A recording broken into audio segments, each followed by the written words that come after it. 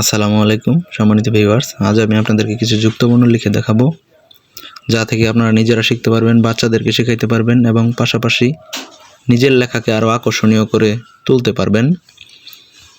তো আপনারা অবশ্যই মনোযোগ সহকারে দেখবেন আমি এই যুক্তবর্ণগুলো কিভাবে লিখেছি এবং কিভাবে লিখতে হয়।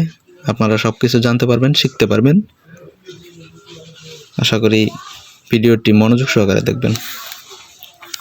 তো আমি এখানে ইও এবং ছ যুক্ত হয়ে এই আকৃতির একটি যুক্তবর্ণ হয়েছে।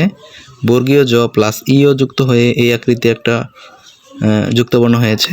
মূর্ধন্য স এবং মূর্ধন্য ন যুক্ত হয়ে এই আকৃতির একটি যুক্তবর্ণ হয়েছে। তো আমি আজকে আপনাদেরকে দেখাচ্ছি কিভাবে লিখতে হবে।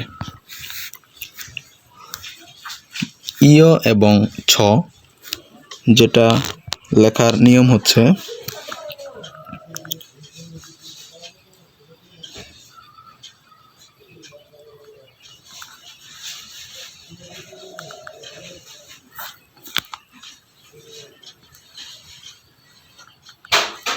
এইভাবে।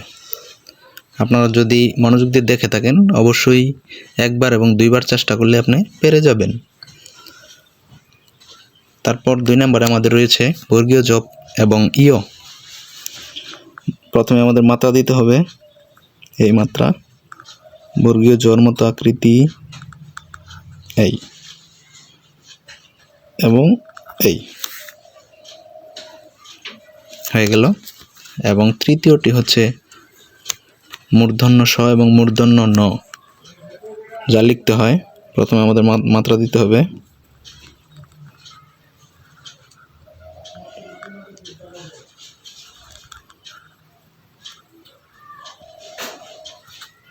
এই।